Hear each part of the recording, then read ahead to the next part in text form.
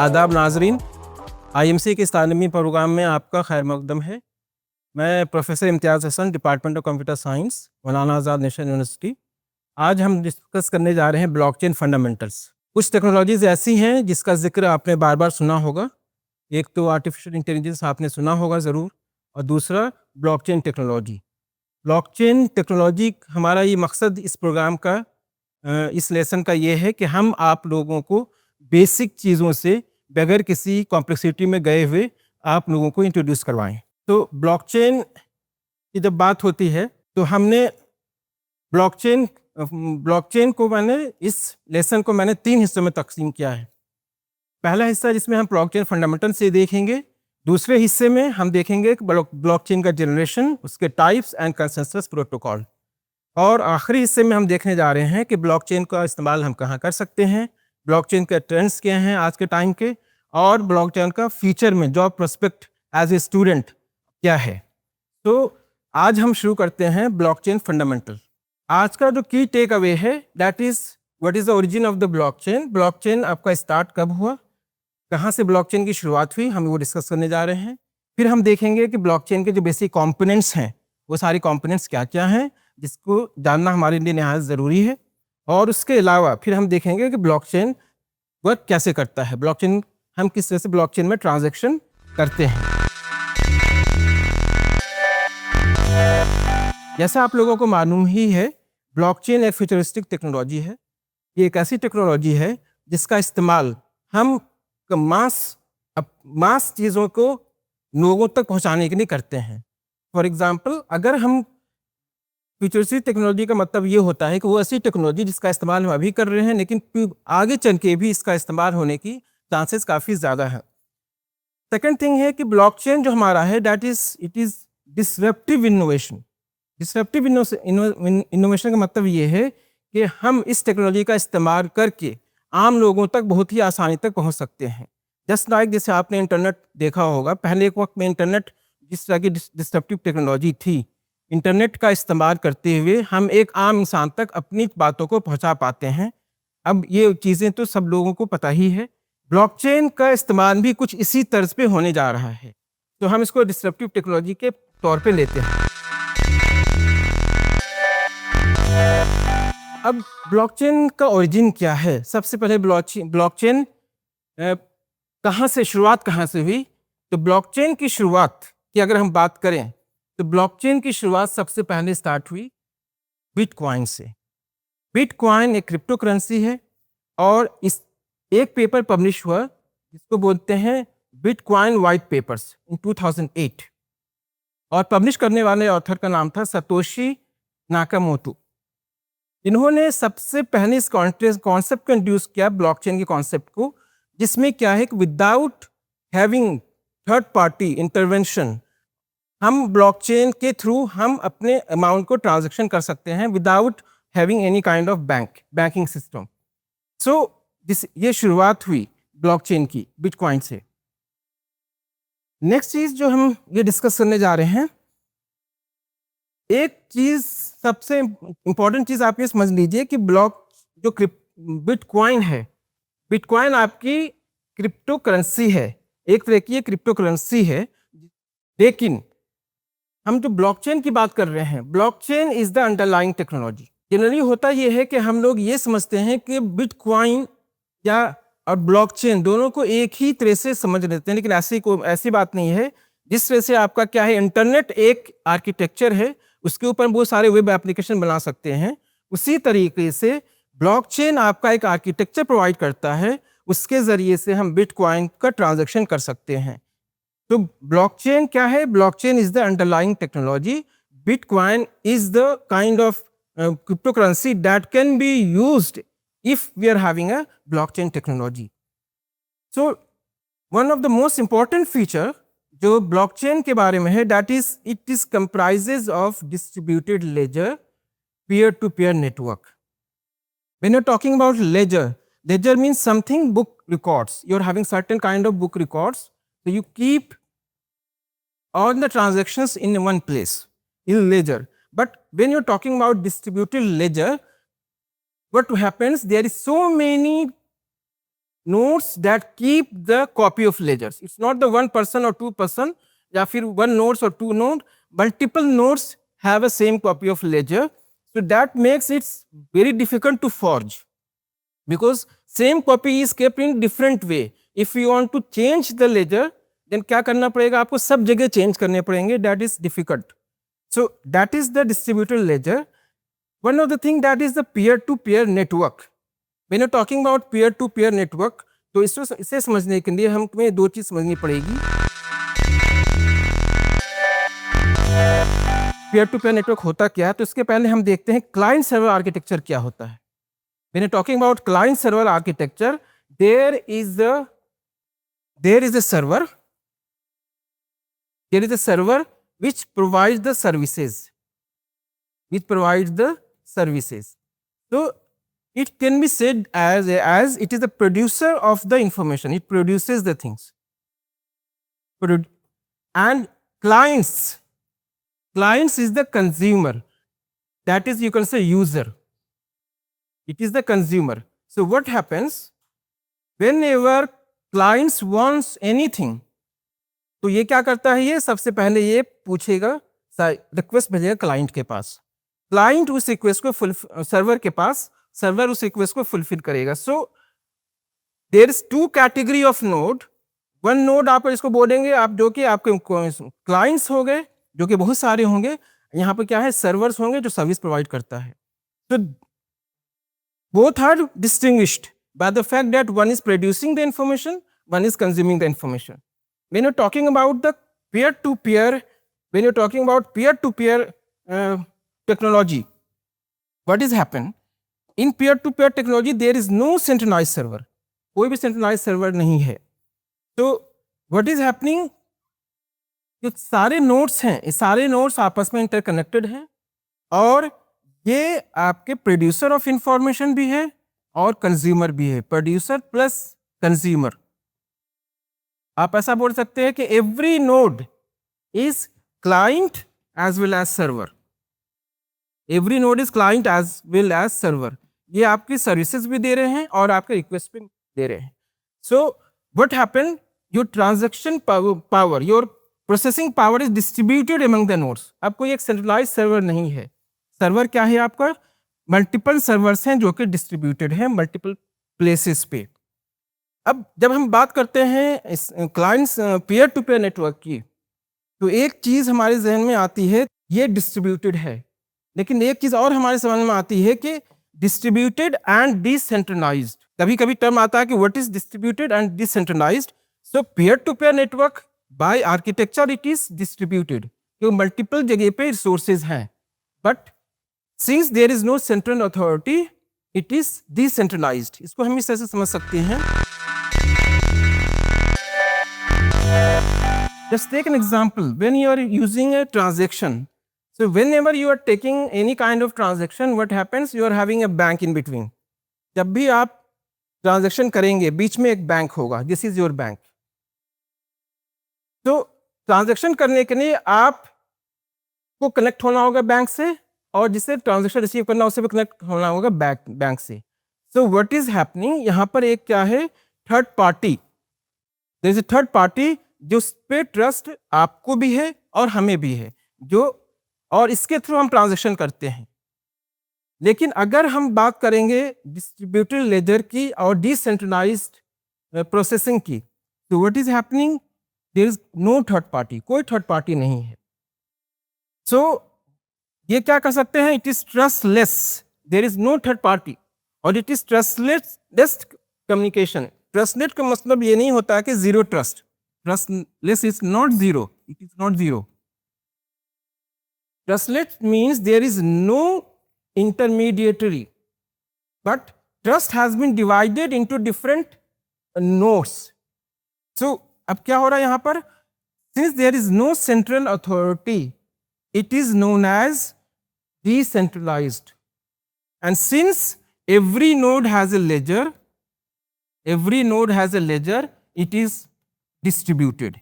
So by virtue, what we can say, when you're talking about blockchain is having distributed ledger, means ये different जगह पे ledger stored है, और इनकी जो services हम लेते हैं, because there is no central authority, it is decentralized. So that is the thing you have to understand. Next, जो हम डिस्कस करने जा रहे हैं, डिस्ट्रीब्यूटेड डिसेंट्रलाइजेशन को हम इस तरह से भी समझ सकते हैं, that is a single authority. तो it is, you can say it is server, ये आपके क्लाइंट्स हैं, ये सिंगल अथॉरिटी है, that is under single authority. अब यहां पर क्या है, no single authority means there is multiple authority. तो multiple authority, work has been divided between all these authority, there is multiple authority, और clients connects with all these authority, that there is, you can say, decentralisation. इसी तरह से क्या हो रहा है कि इंटरडिपेंडेंट इंटरकनेक्शन मीन्स यहाँ पर क्या है कि कुछ n number of nodes are under the processing, under the supervision of this node. This category of node is supervision of this node. इसी तरह से ये भी supervision of this node. So लेकिन यहाँ पर क्या है, when you are talking about independent means every node is independent, every node. So this is the, you can say, distributed network and this decentralized network. So is essentially what is happening in blockchain, आपका architecture क्या होता है, distributed होता है, और आपकी processing जो हो रही है, जो सर्विसेज प्रोवाइड कर रहे हैं, दैट इज डिसेंट्रलाइज्ड. अब हम नेक्स्ट देखने जा रहे हैं कि what are the different components of blockchain. जो ब्लॉकचेन किस चीज से बना हुआ होता है. तो इस कंपोनेंट से आने से पहले हमें एक चीज डिस्कस करना है, that is what is blockchain. तो ब्लॉकचेन क्या है, essentially it is blocks, multiple blocks, these blocks are connected together.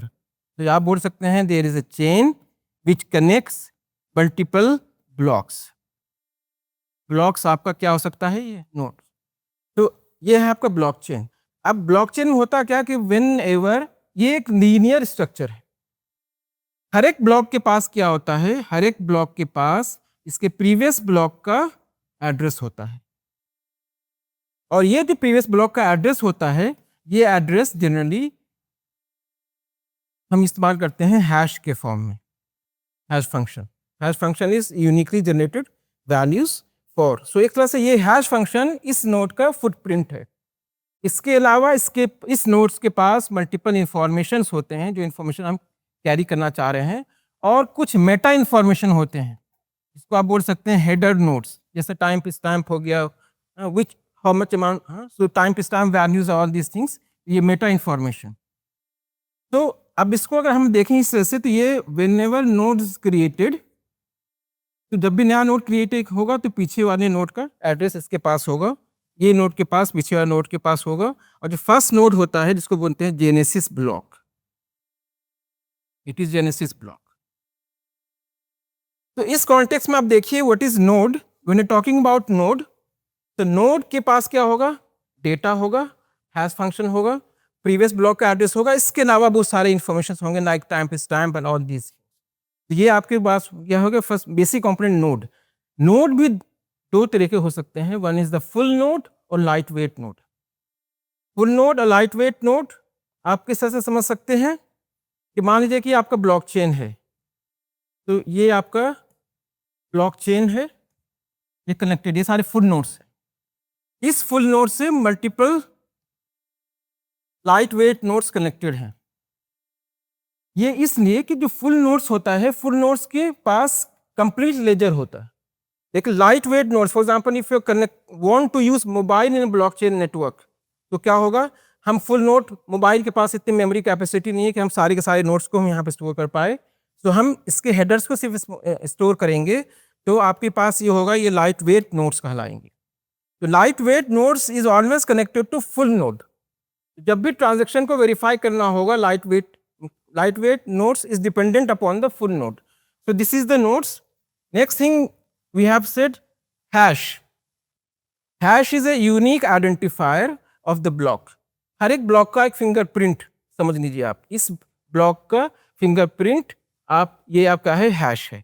तो unique identifier because data is encrypted, तो आप हैश फंक्शन इस्तेमाल करते हैं उस यूनिक ब्लॉक के लिए, उसके एड्रेस को रेफर करने के लिए। Next thing that is the wallet. Wallet is necessary if you want to do any kind of transaction.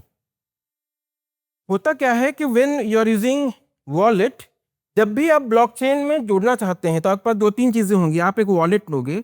Wallet is essentially you are having a private key, your own private की,